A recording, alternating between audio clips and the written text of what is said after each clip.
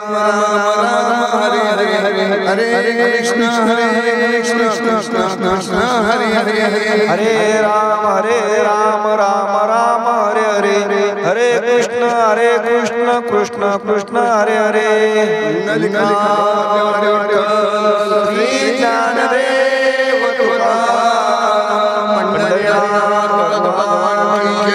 माऊली ज्ञानेश्वर जगत गुरु संत कवि महाराज की जय साईं बाबा की जय।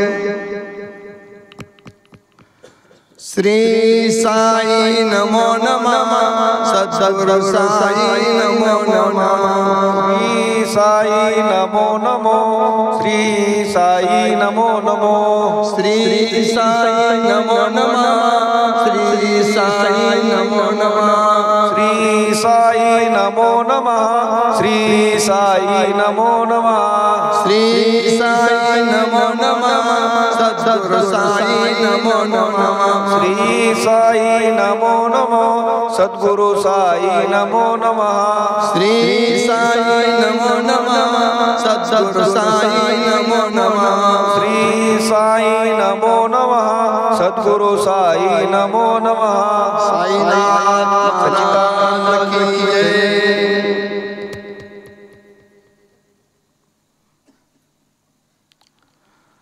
ते वेळी आपले चेने कैवारे मी साकारू होऊन अवतरे मग अज्ञानाचे अंधारे गिळून घाली। ते वेळी आपले चेने कैवारे मी साकारू होऊन अवतरे मग अज्ञानाचे अंधारे गिळून घाली।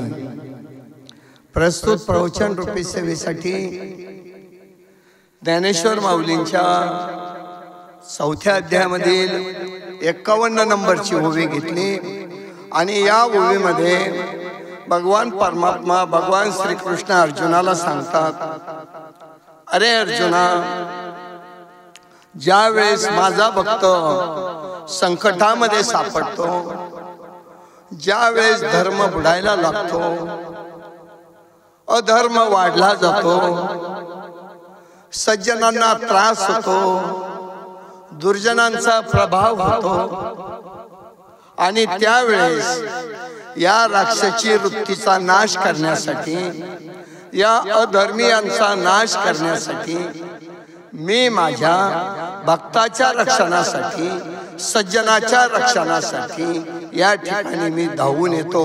म्हणून ते वेळी आपुले चेने कैवारे मी साकारू होऊन अवतरे मग अज्ञानाचे अंधारे घेऊन घाली। याप्रमाणे प्रस्तुत प्रवचन रूपी सेवेसाठी उभी घेतलेली आहे। खरं म्हणजे प्रवचनाला सुरुवात करणे अगोदर परिहार दिला पाहिजे, परंतु पण असं पण आहे, परिहार द्यायचा म्हटलं म्हणजे परिहारामध्ये जास्त वेळ जातो।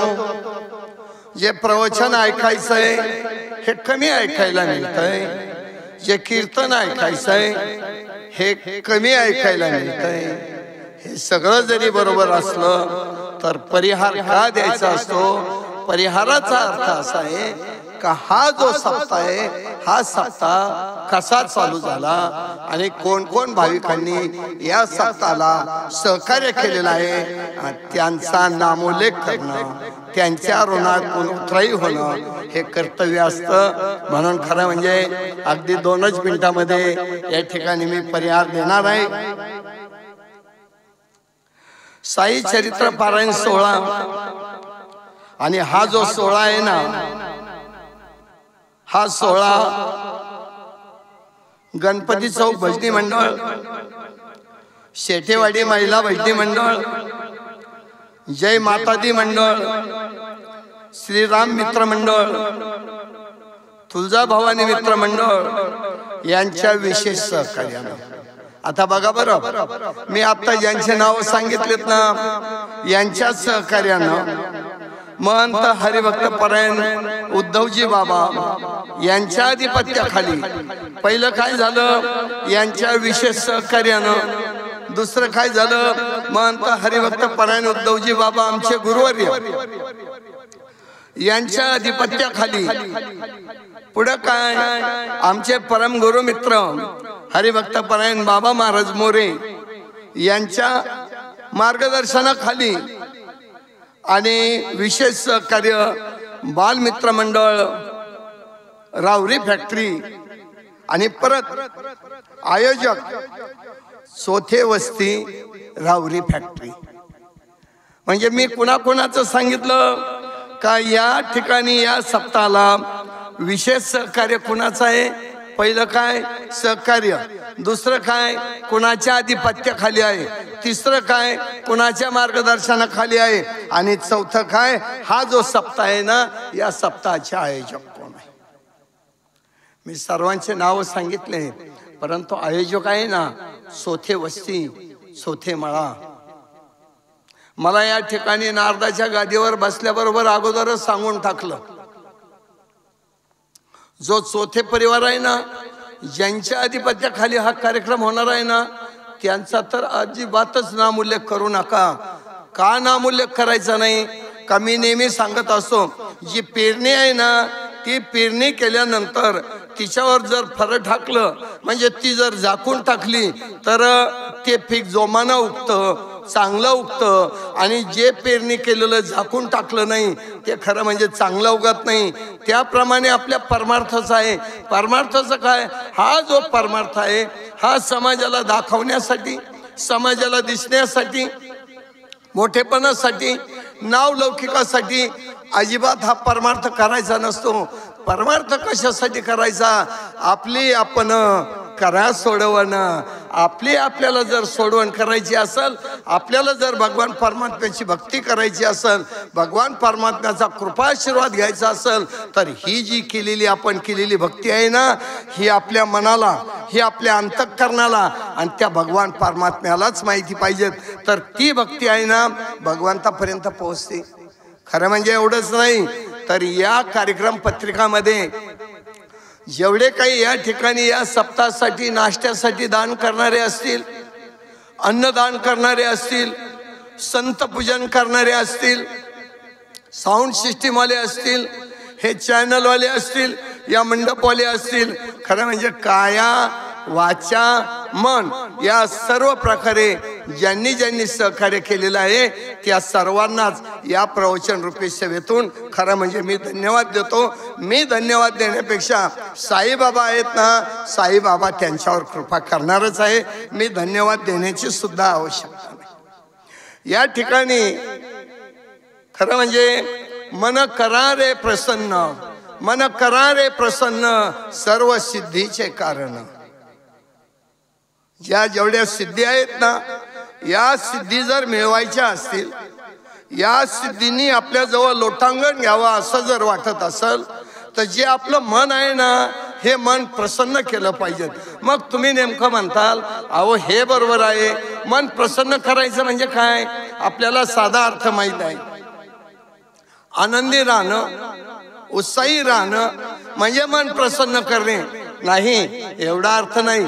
मन करा रे प्रसन्न, सर्व सिद्धीचे कारण. हे जे मन आहेत ना, या देहामध्ये, या अंतःकरणामध्ये 5 ज्ञानेंद्रिय आहेत आणि 5 कर्मेंद्रिय आहेत. 5 ज्ञानेंद्रिय, 5 कर्मेंद्रिय आणि 11वा आहे मन. हे जे मन आहे ना, या मनावर ज्या सिद्धी आहेत ना, या सिद्धीने किती लोळंगण घ्यावं हे त्या मनावर अवलंबून आहे. मन हे 11वा आहे आणि या मनावर सगळं काही अवलंबून असतं. ऐका, मनानं जर चांगलं केलं, ठरवलं चांगलं करायचं तर चांगलं होणार. मनानं ठरवलं वाईट करायचं, वाईट होणार. मनानं ठरवलं चांगल्या ठिकाणी जायचं, खरं म्हणजे चांगलं होणार. आणि मनानं ठरवलं वाईट ठिकाणी जायचं तर वाईट होणार. कुणावर अवलंबून आहे, मनावर अवलंबून आहे. या ठिकाणी ज्ञानेश्वर माऊली काय सांगतात, हे जे मन आहे ना, हे जे मन आहे ना, हे मन काय केलं पाहिजे, सतत सतत सतत. ऐका बरं, साध्या पद्धतीनं सांगतो, हे जे मन आहे ना, सतत सतत हरिनामामध्ये गुंतवलं पाहिजे. हे मन सतत सतत हरिनामामध्ये गुंतवलं पाहिजे. पण ऐका ना, हे हरिनाम या ठिकाणी गुंतवत असताना, या ठिकाणी हरीचं भगवान परमात्म्याचं नामचिंतन करत असताना, ते नामचिंतन करत असताना ते निष्काम भावनेनं केलं पाहिजे. निष्काम. हे देवा, मी तुझं नामचिंतन केलंय ना, हे देवा, मी तुझ्या तीर्थयात्रेला आलोय ना, मग याच्या बदल्यामध्ये मला काहीतरी दे. हे असं जर असल तर खरं म्हणजे ते जे मनाचं जे कार्य आहे ना, ते कार्य फळात जात नाही. काय केलं पाहिजे? एक भगवान परमात्म्याचं नामचिंतन केलं पाहिजे आणि ते नामचिंतन करत असताना निरपेक्ष केलं पाहिजे. कुठल्याही प्रकारची अपेक्षा नाही. त्या भगवान परमात्म्याचं मी नामचिंतन करत आहे. मी काय सांगतोय, मनाने काय केलं पाहिजे? एक भगवान परमात्म्याचं निरपेक्ष नामचिंतन केलं पाहिजे. एक दुसरं असं का जे काही आपल्या वाट्याला कर्म आलेलं आहे, जे आपल्या वाट्याला कर्म आहे ते धर्माच्या अधिकारानुसार आलंय असं समजा. मग कर्म कुठलं? तुम्ही स्वयंपाक करताय, ते धर्माच्या नावाखाली तुमच्याकडे आलेला आहे, तो धर्म आहे. तुम्ही नोकरी करताय, धर्माला अनुसरून ते कर्म आहे. तुम्ही धंदा करताय, धर्माला अनुसरून ते कर्म आहे. तुम्ही या ठिकाणी साऊंड सिस्टीम आहे, धर्माला अनुसरून ते कर्म आहे. चॅनलवाले आहेत, धर्माला अनुसरून ते कर्म आहे. या ठिकाणी सप्त्याचं आयोजन केलंय, धर्माला अनुसरून ते कर्म आहे. ऐका, मग पहिलं मी काय सांगितलंय का या ठिकाणी मनानं नामचिंतन करायचंय आणि ते नामचिंतन निरपेक्ष करायचंय. दुसरं असं का या मनानं काय करायचंय का धर्मानं अनुसरून जे आपल्या वाट्याला आलेलं कर्म आहे हे सत्कर्म. कर्म कुठलं पाहिजे? सत्कर्म पाहिजे. मी अगोदर म्हटलो का मनानं चांगलं केलं तर चांगलं होणार, मनानं वाईट केलं तर वाईट होणार. मन चांगल्या ठिकाणी गेलं तर चांगलं होणार आणि वाईट ठिकाणी गेलं तर वाईट होणार. हे कुणावर अवलंबून आहे? मनानं. मग या मनानं काय करायचंय का जे कर्म करू राहिलेत ना, हे कर्म कुठलं पाहिजे? सत्कर्म. आणि एकदा काही या मनानं हे सत्कर्म केलं का ते कर्म करत असताना सत्कर्म, ऐका बरं, सत्कर्म आणि ते केलेलं कर्म निष्काम कर्म करायचंय. ते जे आपल्या वाट्याला कर्म आलंय ना, हे माझं नाही, हे काम भगवान परमात्म्याचं आहे आणि भगवान परमात्म्याचा मला आदेश झालाय म्हणून मला ते कार्य करायचंय. मी या ठिकाणी प्रवचन करतोय ना, मी करू राहिलो का? मी नाही करत. हे भगवान परमात्म्यानं योजना केली, भगवान परमात्म्यानं ठरवलंय माझं प्रवचन करून घ्यायचंय आणि म्हणून मी या ठिकाणी प्रवचन करत आहे. मला एवढंच सांगायचंय का आपल्या वाट्याला जे कर्म आलेत ना, हे कर्म भगवान परमात्म्याचं आहे. ते कर्म आपण करू राहिलोय आणि असं असलेलं कर्म करत असताना निष्काम कर्म करायचंय. निष्काम कर्म, त्या कर्मापासून कुठल्याही प्रकारची अपेक्षा करता कामा नये. बस दोनच गोष्टी करायच्या मनाने. काय? मनाने पहिलं जे करायचं असेल तर भगवान परमात्म्याचं हरिनाम घ्यायचं, निरपेक्ष घ्यायचं. दुसरं आपल्या वाट्याला जे कर्म आलेलं आहे ते सत्य कर्म करायचं आणि ते कर्म निष्काम कर्म करायचं. झाल्या दोन गोष्टी. ह्या दोन गोष्टी ज्यावेळेस तुम्ही अंगीकारताल, या दोन गोष्टी ज्यावेळेस तुम्ही करताल, त्यावेळेस काय होईल? त्यावेळेस तुम्हाला वैराग्य प्राप्त होईल. त्यावेळेस काय होईल? वैराग्य प्राप्त होईल. मग जेवढ्या काही सिद्धी आहेत ना, या सिद्धीपैकी वैराग्य ही एक सिद्धी आहे. मग सिद्धी म्हणजे काय? आपण म्हणतो त्यांना रिद्धी सिद्धी प्राप्त आहे. रिद्धी सिद्धी प्राप्त म्हणजे काय? ते जे म्हणतील, ते जे सांगतील, ते जे करतील ते पूर्णत्वात जाणं, ते होणं म्हणजे काय? रिद्धी सिद्धी प्राप्त होणं. मग त्या रिद्धी सिद्धीचा वापर कुणी कसा करायचा आहे हे ज्यानं त्यानं ठरवायचंय. आता मी काय सांगितलंय का या प्रकारे हे दोन कर्म केल्यानंतर वैराग्य प्राप्त होतं आणि वैराग्य, या वैराग्याची सिद्धी आहे. आणि ही ज्यावेळेस सिद्धी आली त्यावेळेस तो जो साधक आहे त्या साधकानं त्या सिद्धीला वमनाप्रमाणे समजलं पाहिजे. कुत्रा आहे, कुत्रा वमन करतो. वमन करतो म्हणजे उलटी करतो आणि ती जर उलटी केलेलं, ते जर वमन केलेलं जर पाहिलं तर त्या ठिकाणी आपल्याला कळस येते. आपल्याला त्या ठिकाणी वाईट वाटतं. हे जाऊ द्या, ते झालं कुत्र्याचं. परंतु आपल्या स्वतःच्या पोटात आहे तोपर्यंत बरं वाटतं. माझं पोट भरलंय, चांगलं जेवण केलंय, माझं पोट भरलंय, इथपर्यंत बरोबर आहे. परंतु ते पोट भरलेलं आहे, त्याची ज्यावेळेस वॉमिटिंग होते, त्याची ज्यावेळेस उलटी होती, त्याचं ज्यावेळेस वमन होतं, त्यावेळेस आपल्या पोटातलं असून सुद्धा आपल्याला त्याची केळस येते, आपण त्याच्याकडे पाहू सुद्धा शकत नाही. मला सांगायचं एवढंच का ज्यावेळेस वैराग्य प्राप्त होईल आणि ही जी सिद्धी आहे ना, ही सिद्धी तुमच्या पाठीमागं लागल, त्यावेळेस तुम्हाला ते वमन केल्यासारखं वाटल, वमन केल्यासारखं वाटल, नको वाटल. सगळ्या रिद्धी सिद्धी तुमच्या पाठीमागं पळतील. परंतु ज्यावेळेस तुम्ही त्यांचा तिरस्कार करताल, तुम्ही बाजूला होताल, त्यावेळेस काय होईल? त्यावेळेस भगवान परमात्मापर्यंत तुम्ही जाणार आणि भगवान परमात्मा तुमच्यावर कृपा केल्याशिवाय राहणार नाही. रामदास स्वामी म्हणतात, मना सज्जना भक्ती पंथे जावे, तरी श्रीहरी पाविजे तो स्वभावे.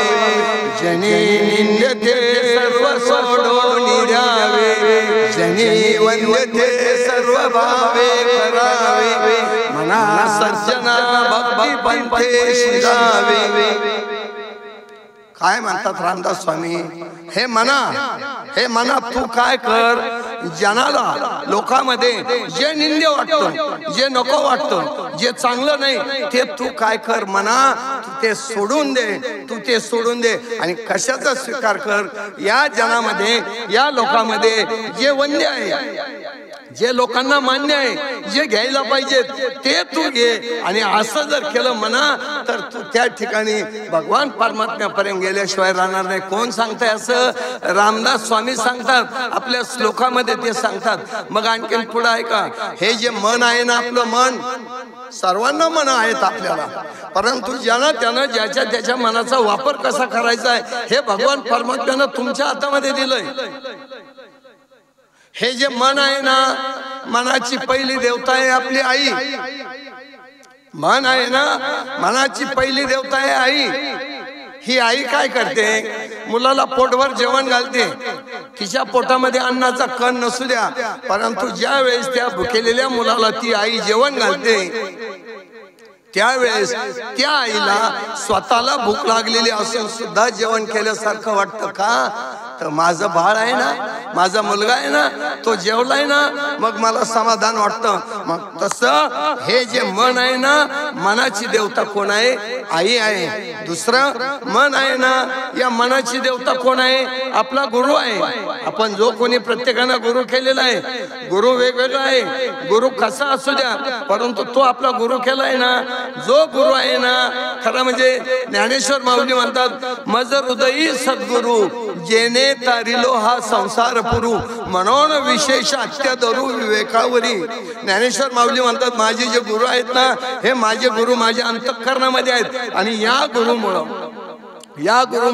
हा जो भाऊसागर आहे ना, हा तरुण गेलोय, हा पार करून गेलोय. मग ते गुरु काय करतात? गुरुला वाटतं आपला जो शिष्य आहे ना, हा शिष्य आपल्यापेक्षा मोठा झाला पाहिजे. यामध्ये खरं म्हणजे गुरुला मोठेपण आहे, गुरुला आनंद आहे. आणि म्हणून ही जी मन आहे ना, या मनाची दुसरी देवता आहे गुरु. किती साधं आहे. तुम्हाला परमार्थ करायचा आहे ना, तुम्ही फक्त तुमच्या मनावर लक्ष द्या आणि मनाला काय करा का, या ठिकाणी मी प्रवचनामधून सांगू राहिलोय, तिकडे आपले मन न्या. तिकडे जर मन नेलं तर भगवान परमात्म्यापर्यंत गेल्याशिवाय राहणार नाही. दुसरं या ठिकाणी गुरु आहेत ना, हे गुरुदेव आहे. आणि ऐका, तिसरे देव आहे भगवान परमात्मा. त्या भगवान परमात्म्याचं खरं म्हणजे आपण मनाच्या रूपानं आपण त्यांचं भक्त झालं पाहिजे. आणि एकदा का देवाचं भक्त झालं का, देवाला काय वाटतं? माझा जो भक्त आहे ना, तो माझा भक्त माझ्यापेक्षा मोठा झाला पाहिजे. प्रभू रामचंद्राने हनुमंत राहायला काय सांगितलंय? हनुमंता, हनुमंता, तू खरं म्हणजे या ठिकाणी मुलानं बापापेक्षा श्रेष्ठ व्हावं.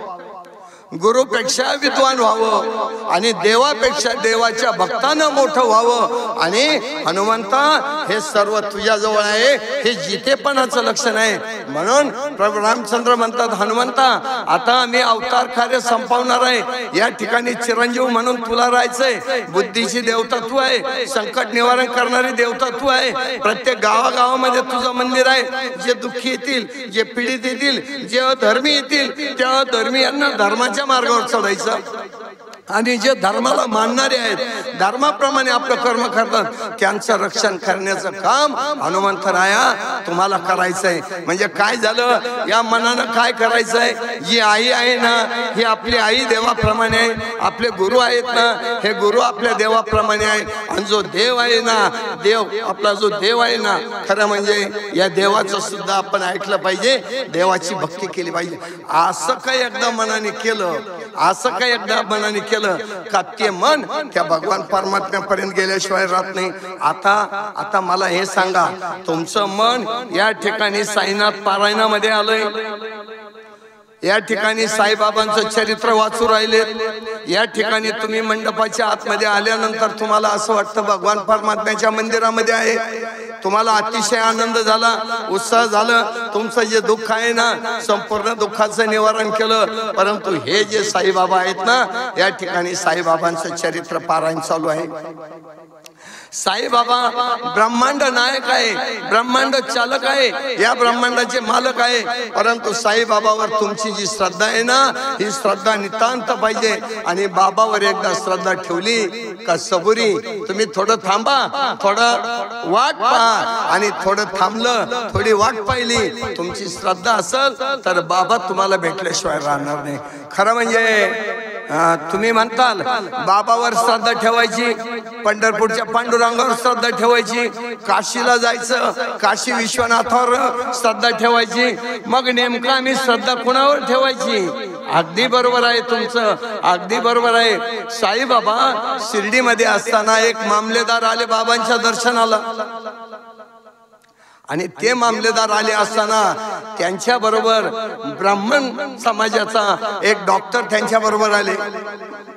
मामलेदार म्हणाले, डॉक्टर साहेब चला आपण साईबाबा मोठा महात्मा आहे, महान संत आहे, अवलिया आहे, त्यांच्या आपण दर्शनाला जाऊ.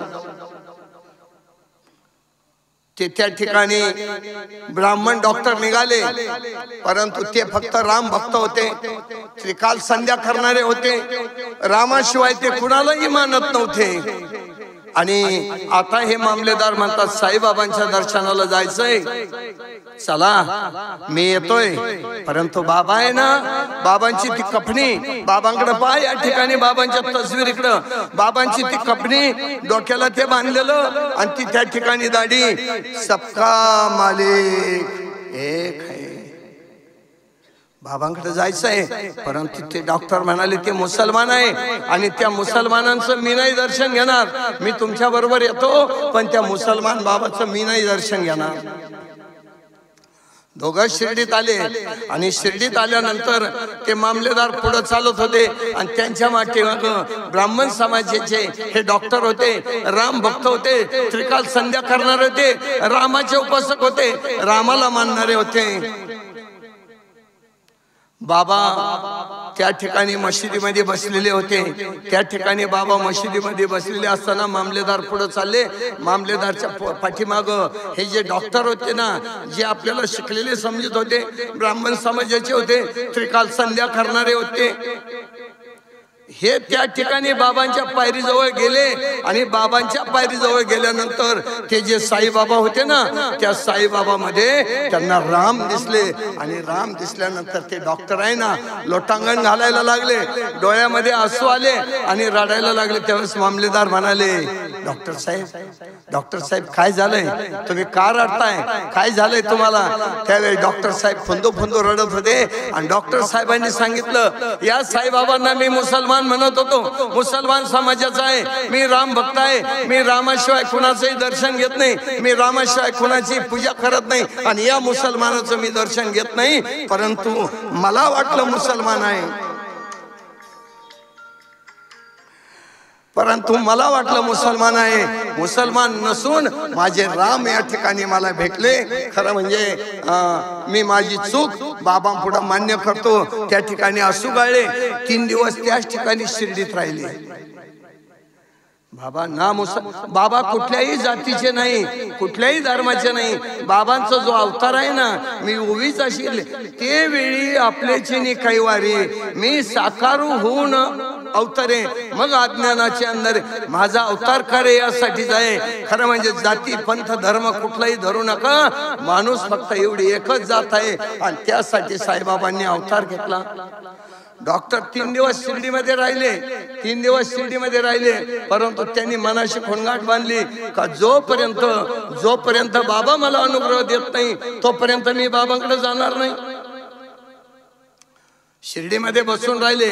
परंतु बाबा मात्र त्यांच्याकडे गेले नाही. परंतु त्यांचा एक परम मित्र आला आणि परम मित्र म्हणाला का आपण आहे ना, आपल्याला बाबांकडे जायचंय म्हणून.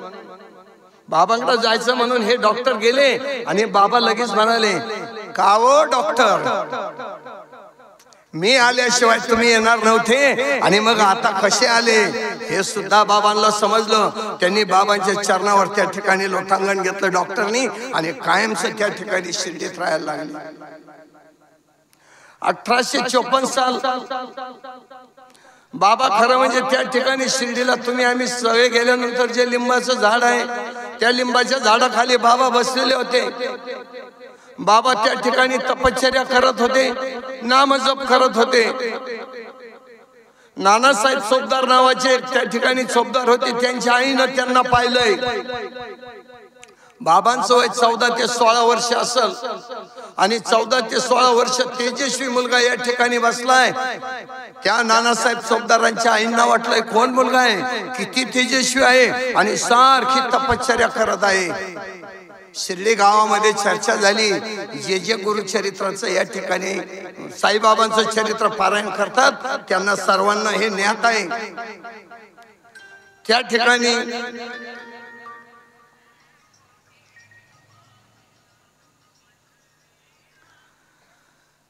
ठिकाणी त्या चोपदारांच्या आईनं शिर्डीमध्ये सर्वांना सांगितलं. सगळेजण त्या बाबांना, निंबाच्या झाडाखाली बसलेल्या बाबांना पाहायला गेले. परंतु त्या ठिकाणी माणसापती होते आणि जेजुरीचे जे खंडोबा आहेत, भगवान शंकराचा अवतार, ते त्या ठिकाणी आले. त्या ठिकाणच्या लोकांना प्रसन्न झाले. त्या माणसापतींनी हवा आली. कुणाची? त्या ठिकाणी मल्हारी मार्तंडाची हवा आली आणि त्यांनी त्यामध्ये विचारलंय, देवा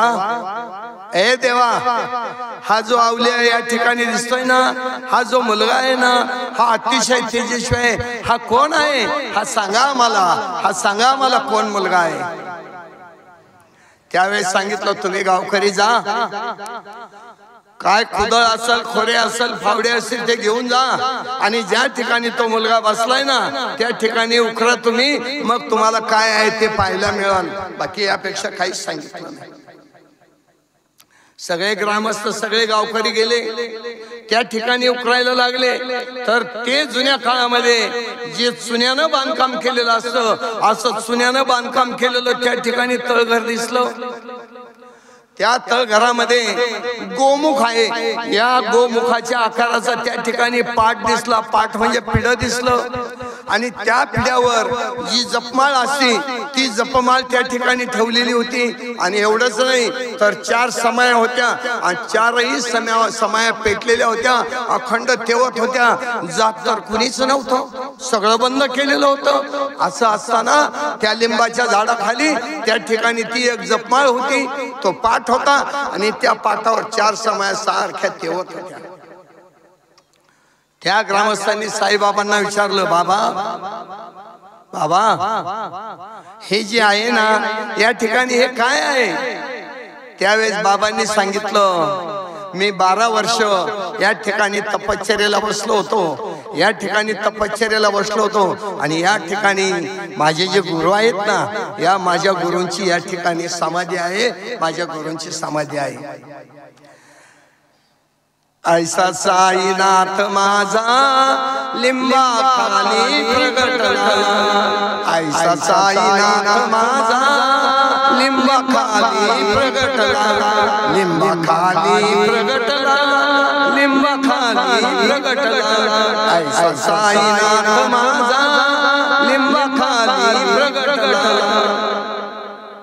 1854 चा काळ साईबाबांची गुरूंची जी समाधी आहे त्या समाधी पाहिलं मी अगोदरच आज उभी वगैरे सगळं असं घेतलं मी हे सांगत असताना तुम्ही जरी माझं ऐकत असाल तुम्ही माझ्याकडे पाहत असाल तरी तुम्ही असं समजा तुम्ही शिर्डीत आहे तुम्ही साईबाबांबरोबर आहे तुम्ही त्या लिंबाच्या झाडाजवळ सर्वजण गेलात तुम्ही त्या ठिकाणी साईबाबांचे जे गुरु आहेत ना या गुरूंचं दर्शन घेत आहे असं समजा सर्वांनी त्या ठिकाणी साईबाबांच्या गुरुचं दर्शन घेतलं आणि शिर्डीला गेल्यानंतर साईबाबांची ती जी तीर्थयात्रा केली का सगळ्यात शेवट त्या लिंबाच्या झाडाखाली दर्शन घेतल्याशिवाय साईबाबांच्या गुरूंचं दर्शन घेतल्याशिवाय ती जी तीर्थयात्रा आहे ना ती या तीर्थयात्रा पुरीच होऊ शकत नाही परंतु या सृष्टीवर नियम आहे का कुठलाही चमत्कार दाखवल्याशिवाय त्या ठिकाणी कुणी नमस्कार घालत नाही कुणी दंडवत घालत नाही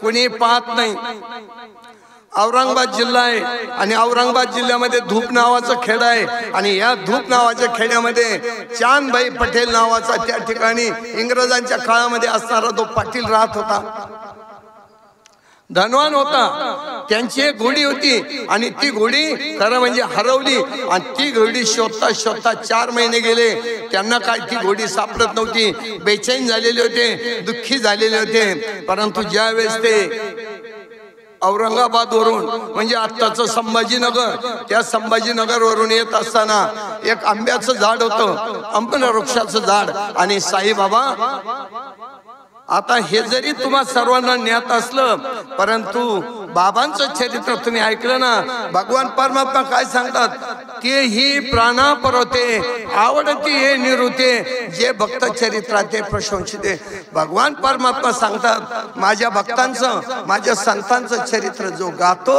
आणि जो ऐकतो तो मला माझ्या प्राणापेक्षा सुद्धा प्रिय आहे तुम्ही सर्वजण ऐकतात ना हे भगवान परमात्मा साईबाबा सगळं पाहू राहिलेले आहेत त्या आंब्याच्या झाडाखाली आंबा वृक्षाखाली हे साईबाबा हे मूल बसलेलं आहे आणि त्या ठिकाणी तो चांदभाई पटेल परत त्या ठिकाणी औरंगाबाद वरून संभाजीनगर वरून येत होते आणि येत असताना साईबाबांनी बोलावलंय इधर आओ तो साईबाबांकडे गेला आणि साईबाबांची आणि त्यांचं हितगुज झालं बाबा म्हणाले का फार नाराज दिसताय चांदभाई पटेल म्हणाले माझी एक घोडी आहे ना हे घोडी 6 महिन्यापूर्वी हरवली ती काय सापडत नाही आणि मी अतिशय बेचैन झालेलो आहे मला करमत नाही त्यावेळेस बाबांनी सांगितलंय अरे वेड्या तू तिचा शोध करता करता तुला मृत्यू येईल परंतु तुझी घोडी सापडणार नाही मग मी काय करू ऐक ना ते जे जंगल आहे ना तो जो डोंगर आहे ना त्या डोंगराच्या पलीकडे तुझी जी घोडी आहे ना त्या ठिकाणी चरत आहे जा त्या घोडीला घे आणि घेऊन इकडे ये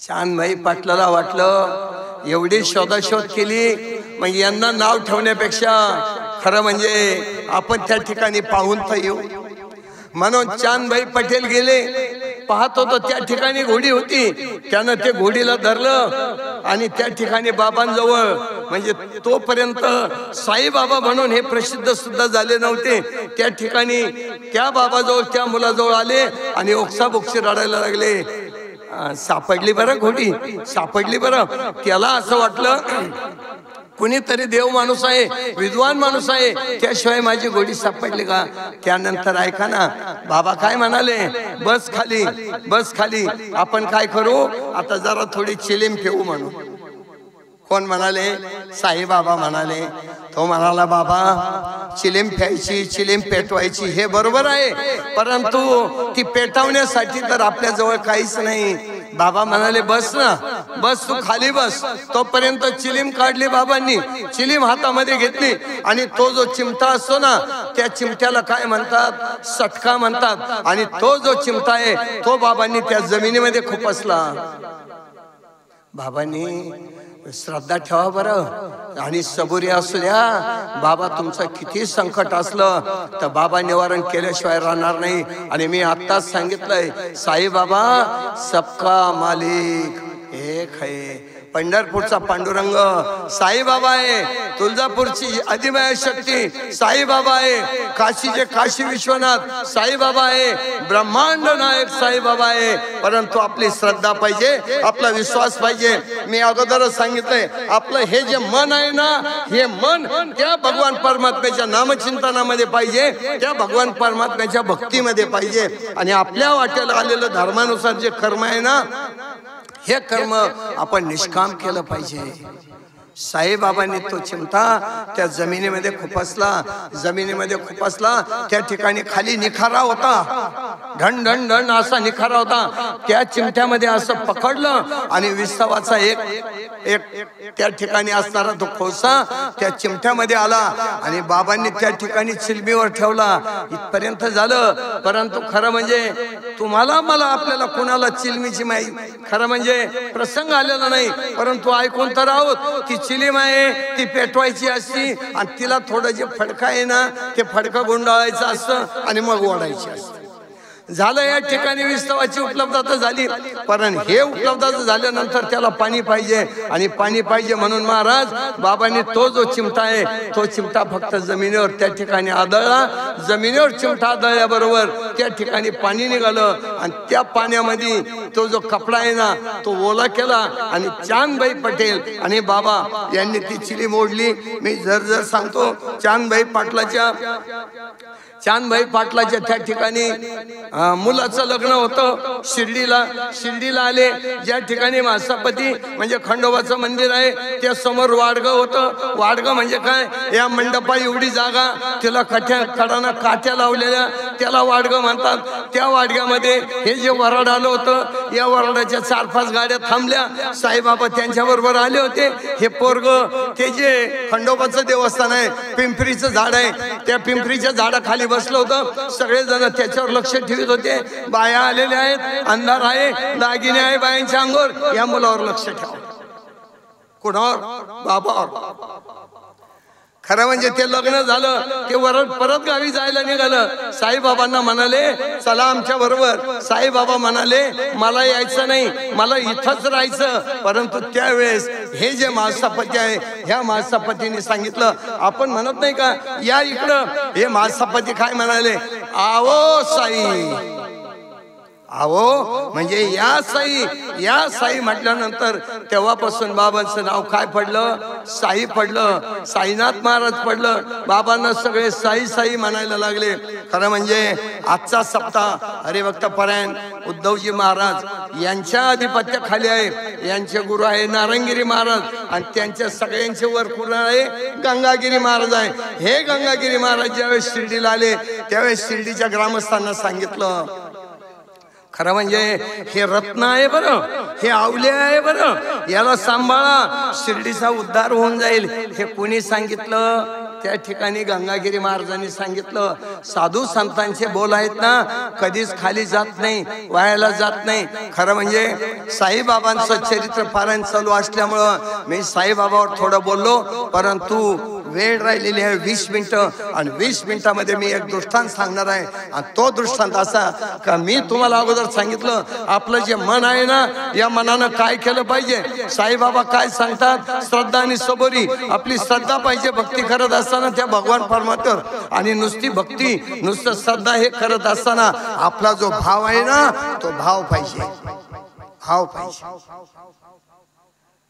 खरं म्हणजे देवळाली गावातून आपल्या बाबराव पाटलाची दिंडी जाते, त्र्यंबकराज स्वामींची दिंडी जाते, शेटेवाडी महिला मंडळाची दिंडी जाते, अनेक दिंड्या जातात. पुढं मैफती महाराजाला जातात. नुसतं मैफती महाराजाला नाही तर पंढरपूरला त्या भगवान परमात्म्याच्या पांडुरंगाला दर्शनाला जातात. परंतु ऐका ना, आषाढी कार्तिकी वाऱ्या झाल्यानंतर तो भगवान परमात्मा या तुमच्या वारकऱ्यांना काय म्हणतो? ऐका ना, ऐका ना, निढाळावर असा हात ठेवतो.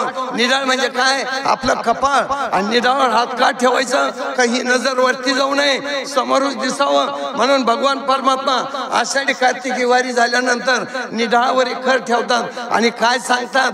ऐकावं भाविक भक्तांनो, ऐकावं माझ्या वारकऱ्यांनो, आषाढी कार्तिकी विसरू नका मज हितगुज सांगत असे पांडुरंग. पांडुरंग काय सांगतात? तुम्ही सगळं करा, सगळं करा, परंतु आषाढी कार्तिक आहे ना, त्यावेळेस मला मात्र विसरू नका. आणि भगवान परमात्मा ओक्साबोक्सी रडत आहे निढाळावर, या ठिकाणी कपाळावर हात ठेवून त्या ठिकाणी सांगत आहे. आषाढी वारी होती, आषाढी एकादश होती आणि त्या ठिकाणी तुकाराम महाराजांना वारीला जायचं होतं. कुठं वारीला जायचं होतं? पंढरपूरला. पांडुरंगाच्या दर्शनाला जायचं होतं. तुकाराम महाराज पंढरपूरला पांडुरंगाच्या वारीमध्ये पांडुरंगाच्या भेटीसाठी गेले. ते ज्यावेळेस वारीमध्ये गेले त्यावेळेस दुसऱ्याच दिवशी, ऐका बरं आता माझ्या माता भगिनींनो, ऐका, त्यावेळेस दुसऱ्याच दिवशी ती जी आवली होती, तुकाराम महाराजांची पत्नी जिजाबाई होती, ती पुण्याची होती, गोळव्यांची होती, श्रीमंत घराण्यातली होती. आप्पाजी गोळवे त्यांचं नाव होतं. यांनी आप्पाजींनी, खरं म्हणजे आवलीच्या वडिलांनी, त्यांचा जो मुनीमजी होता श्याम, या श्यामच्या हाताजवळ, श्यामच्या करवी एक दुभती गाय, एक दुभती गाय आणि दुभती म्हैस या ठिकाणी आवलीला, आपल्या मुलीला देहूला या ठिकाणी पाठवली. तुकाराम महाराज वारीला गेलेले आहेत.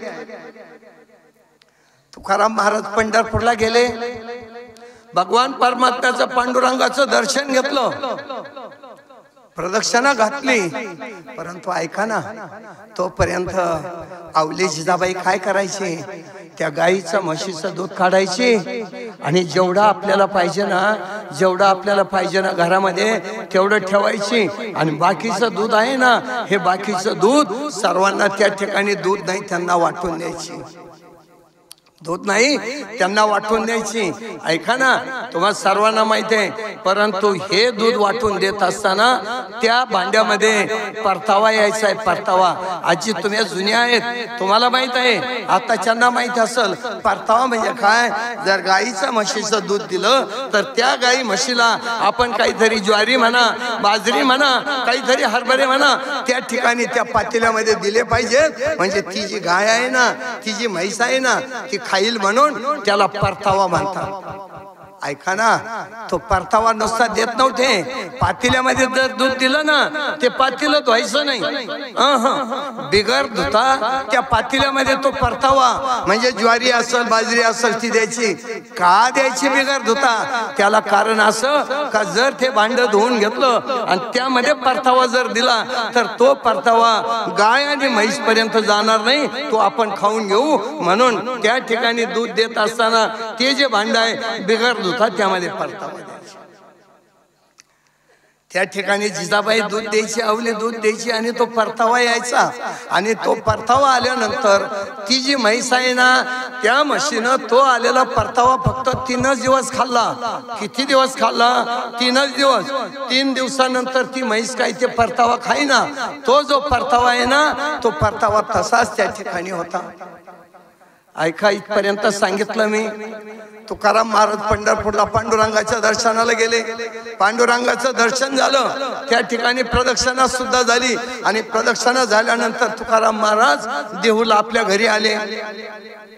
आपल्या घरी आल्यानंतर तुकाराम महाराजांनी हातपाय धुतले, देवपूजा केली आणि तुकाराम महाराज ताटावर बसले. ऐका बरं, तुकाराम महाराज ताटावर बसले. संत होणं साधं नाही, खरं म्हणजे त्याच्यामुळेच म्हणतात, माझ्या विठोबाचा कैसा प्रेम भाव, आपणच देव होय गुरु, देव ते संत, देव ते संत, निमित्त मात्र प्रतिमा. हे जे संत आहेत ना, हे दिसायला संत आहेत, परंतु संत नसून ते भगवान परमात्मा आहेत.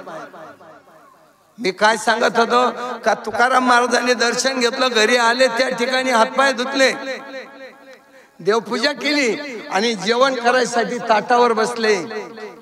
ताटावर बसले.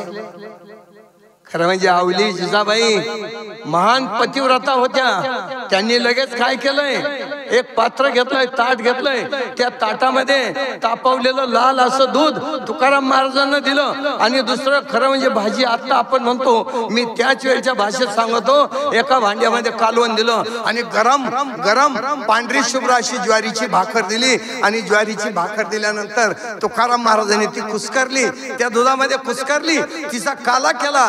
पण क्षणार्धामध्ये ती जी ज्वारीची भाकरी आहे ना, ती त्या दुधामध्ये विरघळून गेली, त्या दुधामध्ये विरघळून गेली. काला चांगला झाला, कालवण त्या ठिकाणी ठेवलेलं आहे. तुकाराम महाराजांनी काय केलंय, त्या ठिकाणी हातावर पाणी घेतलं आणि हातावर पाणी घेतल्यानंतर त्या ठिकाणी ते पात्र आहे ना, त्या पात्राची पूजा केली. ते पाणी त्या ठिकाणी फिरवलंय आणि पाणी फिरवल्यानंतर तुकाराम महाराज एक श्लोक म्हटले आणि श्लोक म्हटल्यानंतर तुकाराम महाराजांनी जेवायला सुरुवात करणार. ऐका, तुकाराम महाराजांनी त्या ठिकाणी एक घास, दुधाचा काला आहे ना, त्याचा एक घास हातामध्ये घेतला आणि हातामध्ये घेतल्याबरोबर तुकाराम महाराज म्हणतात, आवले ए आवले, तुम्हाला दूध वाढलं हे बरोबर आहे, तुम्हाला दूध वाढलं हे बरोबर आहे, पण दूध कुणी दिलंय का विकत आणलंय तू? आवले जिजाबाई म्हणाली, मी विकत आणलं नाही आणि कुणी दिलं नाही. मग आवले, हे दूध कुठून आलं? त्यावेळी जिजाबाई म्हणतात, अहो माझे वडील आहे ना, माझ्या वडिलांनी त्यांचे मुनीम जे आहेत ना श्यामकाका, या श्यामकाकाजवळ आपल्याला दुभती गाय आणि म्हैस पाठवली आणि त्या दुभत्या गाईचं आणि म्हशीचं हे दूध आहे. असं हे झालं, गाय आणि म्हैस पाठवली. आवले, ते जे ज्वारीचं धान्य दिसतं ना, हे काय आहे? हे कसलं धान्य आहे? तू कोणाकडून आणलंय धान्य? अहो तसं नाही, या ठिकाणी मी काय करायचे, आपल्याला पाहिजे तेवढं ठेवायचे आणि बाकीचं दूध देऊन टाकायचे. त्यामध्ये परतावा आला आणि तो परतावा आल्यानंतर आपल्या म्हशीनं, ऐका बरं, आपल्या म्हशीनं तो परतावा 3च दिवस खाल्ला आणि पुढे त्या म्हशीनं तो परतावा खाल्ला नाही. तो परतावा या ठिकाणी ठेवला आहे. तुकाराम महाराज म्हटले, असू द्या, मला सांगायचं हे का जे साधू संत आहेत ना, साधू संतांचे जे जनावर आहेत ना, हे जनावर सुद्धा त्या भगवान परमात्म्याची भक्ती करतात. त्या म्हशीला वाटलं तुकाराम महाराजांच्या मुलं उपाशी आहेत, अन्न वाचून उपाशी आहे, त्यांना अन्न नाही आणि या ठिकाणी मी ज्वारीचा हा परतावा खाऊ कसं, म्हणून त्या ठिकाणी त्या म्हशीनं तो परतावा खाल्ला नाही. एक दुसरं असं जालना जिल्हा आहे आणि जालना जिल्ह्यामध्ये मला वाटतं वनवा नावाचं गाव आहे आणि त्या गावामध्ये डोंगरोजी नावाचा कुत्रा आहे. या डोंगरोजी नावाच्या कुत्र्याची समाधी आहे. त्या गावातले लोक दररोज सकाळी उठले का ते डोंगरोजी नावाचा कुत्रा आहे त्याचं दर्शन घेतात आणि मग सगळ्या दैवतांचं दर्शन घेतात. असं का?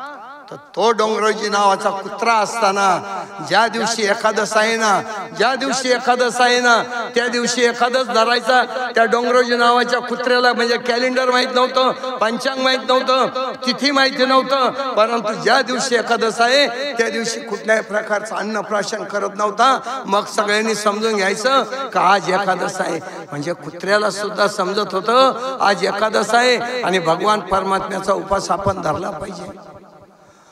पुढे आहे ठाकूर लहू गाव आहे. या लहू गावात त्या ठाकूरजीकडे एक घोडा होता आणि तो घोडा सुद्धा असंच ज्या दिवशी एकादश आहे त्या एकादशीच्या दिवशी अन्न पाणी काहीच घेत नव्हता. तिथले लोक समजायचे आज एकादश आहे, या ठिकाणी घोड्यानं काहीच प्राशन केलं नाही, काहीच खाल्लं नाही, आज एकादश आहे, मग एकादश धरायचे. आणखीन पुढचं सांगतो, तुकाराम महाराजांचे जे 14 टाळकरी होते त्या 14 टाळकऱ्यामध्ये एक टाळकरी संताजी जगदाळे त्यांचं नाव. तुकाराम महाराजांचे जे 14 टाळकरी होते त्याच्यामध्ये एका टाळकरीचं नाव होतं संताजी जगदाळे आणि हे तिली समाजाचे होते. हे तिली समाजाचे असताना गाणं आखायचं, तेल निर्माण करायचं, तयार करायचं, ते काम करायचे. पण त्यांचा जो बैल होता ना त्या बैलाचं नाव होतं बाबा महाराज सखा. आणि हा जो सखा आहे ना, हा सखा त्या ठिकाणी चालायला जोपर्यंत संताजी जगदडे अभंग म्हणत नाही तोपर्यंत तो बैल चालत नव्हता. त्या बैलाला किती हिरवं खायला घाला, किती पोट भरा, परंतु कानावर जोपर्यंत अभंग येत नाही तोपर्यंत तो बैल चालत नव्हता. खरं म्हणजे हे जे पशु आहेत ना, पशु सुद्धा किती हुशार आहे. चला मूळ ठिकाणावर येऊ. तुकाराम महाराजांना आवडीला सांगितलं, हा जो परतावा आहे ना, हे त्याचं धान्य आहे. तुकाराम महाराज म्हणाले, आवले हे सगळं बरोबर आहे, आवले हे सगळं बरोबर आहे, पण हे जे दूध आहे ना, या दुधाचा नैवेद्य तू भगवान परमात्म्याला पांडुरंगाला दाखवलाय का मंदिरामध्ये? कुठं? देऊलाच. ज्यावेळेस तुकाराम महाराज आपल्या पत्नीला असं म्हणाले त्यावेळेस नीरव शांतता झाली. नीरव शांतता कशाला म्हणतात? नीरव शांतता दोनच ठिकाणी असते भाऊ.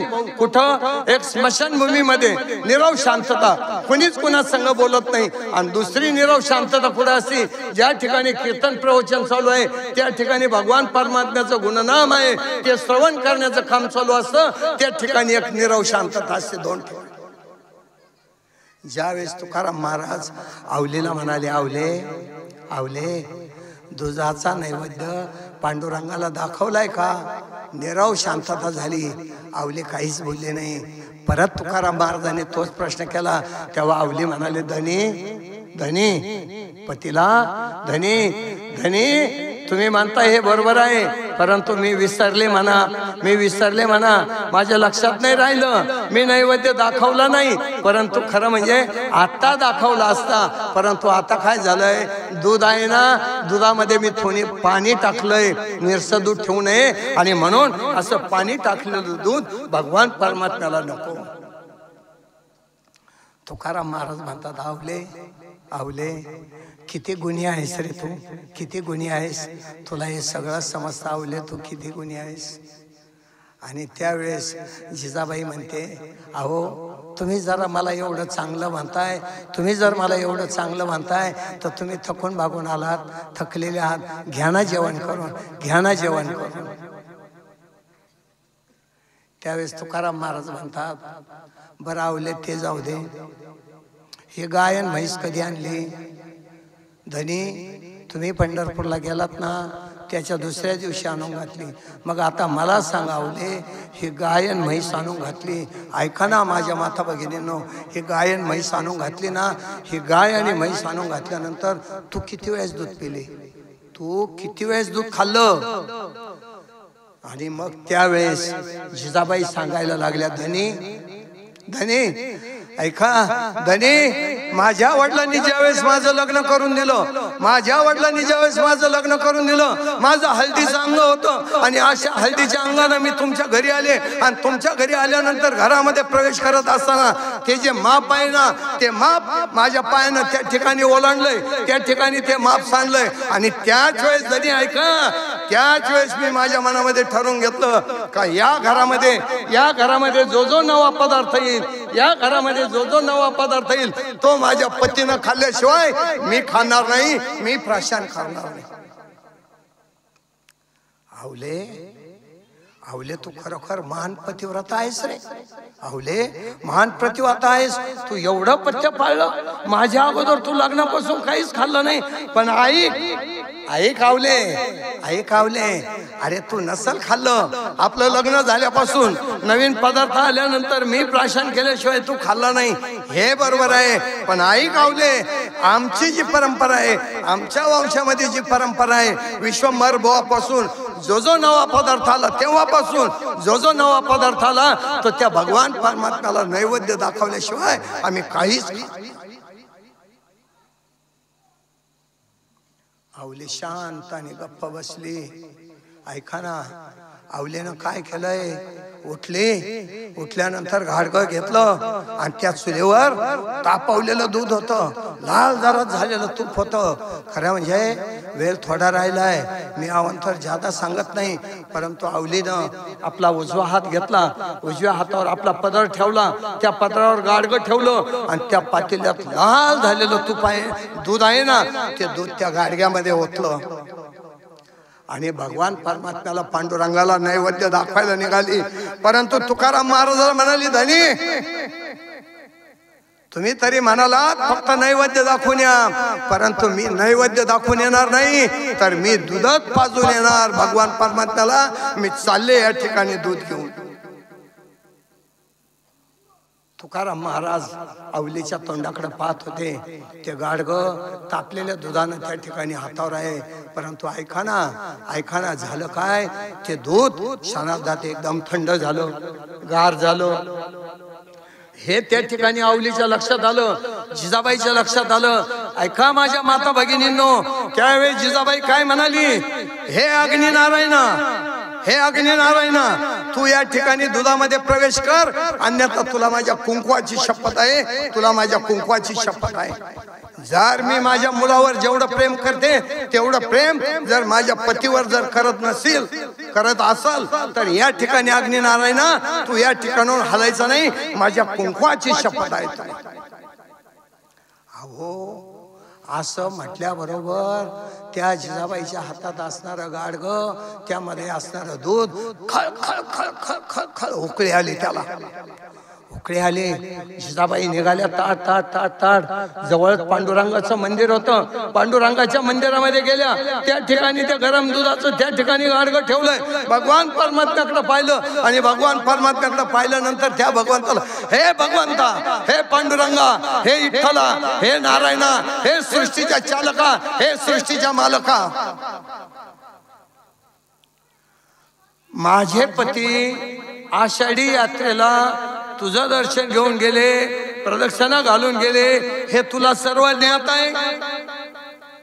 पंढरपूरहून देऊला कधी आले हे तुला ज्ञात आहे. आणि तुझे दोन माणसं माझ्या पती बरोबर होते, एक आहे चंद्र आणि एक आहे गुप्त.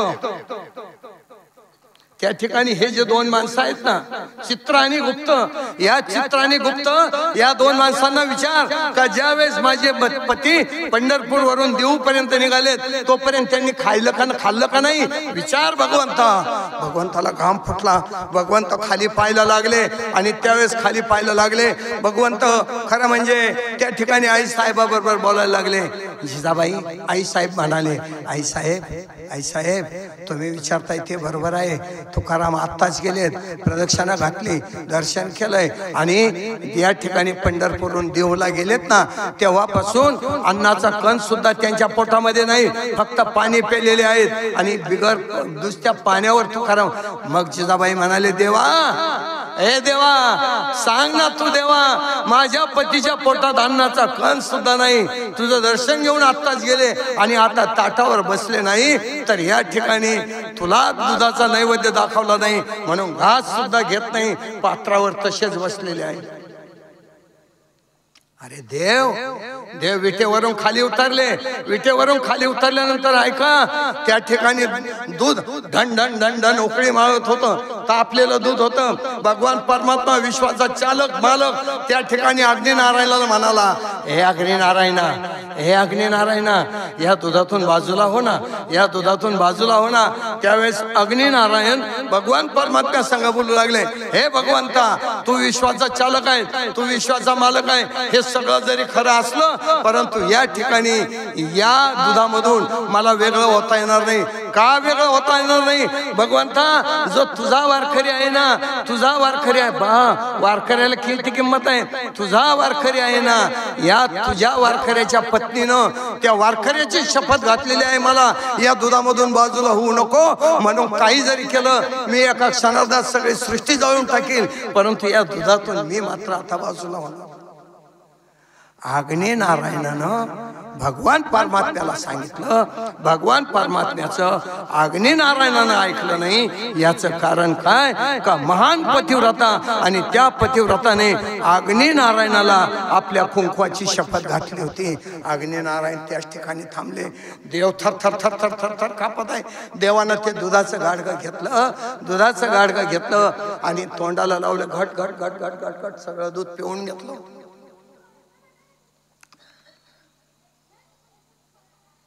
8 वाजले, 5 मिनिट, कारण बाबांचा आदेश होता, बाबांचा 8च्या पुढे अजिबात नाही. घट घट घट घट दूध पिऊन घेतलं.